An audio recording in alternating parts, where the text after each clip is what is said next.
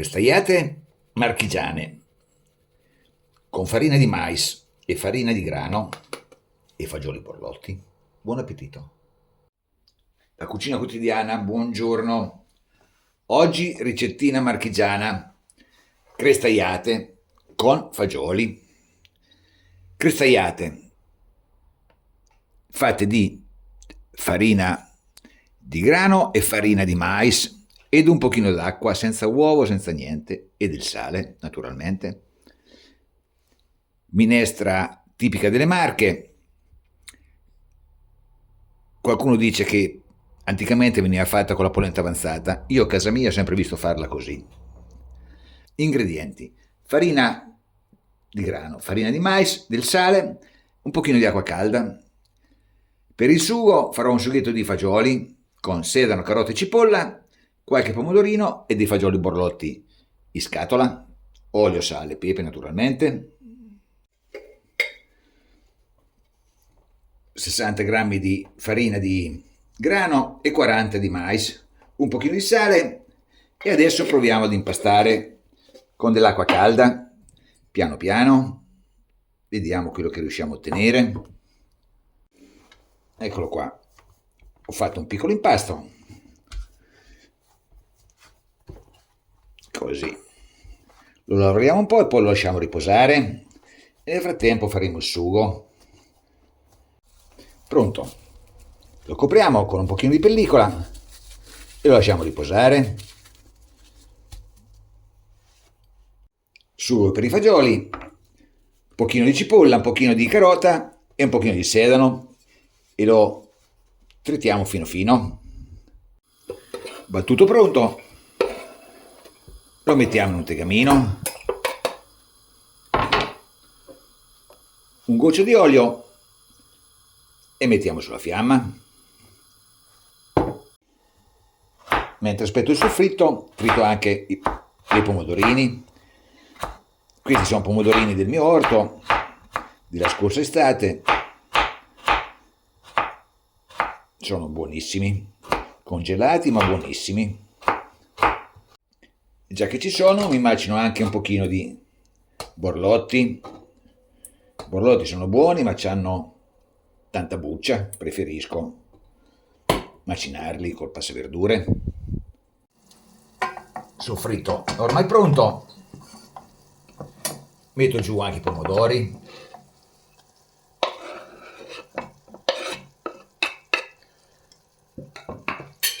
mia nonna avrebbe messo anche del lardo qui dentro sicuramente, come si usava tantissimi anni fa, ma noi ne facciamo meno. Possiamo mettere dentro anche i fagioli, così, e mettiamo dentro anche la crema di fagiolo, il fagiolo che abbiamo passato,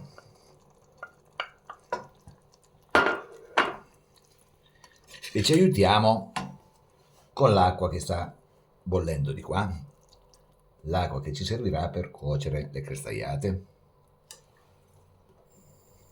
Portiamo a bollore e facciamo cuocere. No, un pochino di pepe, che con i fagioli ci sta sempre bene, un pochino di sale, così, e lasciamo cuocere. Il nostro bel sughetto di fagioli è pronto. Mettiamo giù un paio di rametti di timo serpillo che ci darà un gran buon profumo e possiamo spegnere e aspettiamo la pasta. E adesso proviamo a fare le crestagliate. Via la pellicola, un pochino di farina e proviamo a fare una sfoglia. Non deve venire sottilissima, così. Io col matterello, detto rasagnolo, nella mia zona non è che sono molto bravo, però non facciamo le tagliatelle, quindi ce la caveremo. Ed eccola qua, non è venuta proprio un capolavoro, ma dovrebbe andare bene. Lo spessore lo lasciamo, che ne so, 3 mm, 4 mm. Ripeto, non sono tagliatelle, quindi non devono essere sottilissime. E adesso le tagliamo, facciamo dei mal tagliati, dei rombi.